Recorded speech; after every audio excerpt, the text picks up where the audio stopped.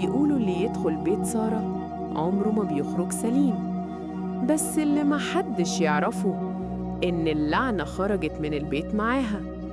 أنا مش مجنونة، أنا شفتها. الدمية لا بوبو كانت بتتحرك. كنت المربية اللي بتهتل بالدمى. في أول يوم قلت دي شغلانة بسيطة، بس اللي شفته خلاني ما نمتش من ساعتها.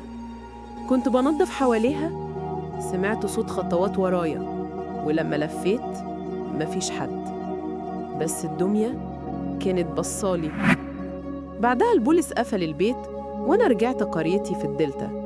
بس أول ليلة التلفزيون اشتغل لوحده على نفس القناة اللي كانت بتحبها سارة، وسمعت صوتها بيقول: نورة، ليه سبتيني؟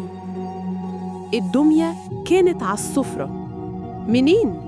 أنا ما جبتهاش. ومن يومها صوتها بيزورني كل ليلة، ضحكة طفلة بس مش صوت طفلة. لقيت تسجيل على موبايلي باسم سارة آخر مكالمة، ولما فتحته قالت لي: هي مش لعبة يا نورة، دي بوابة.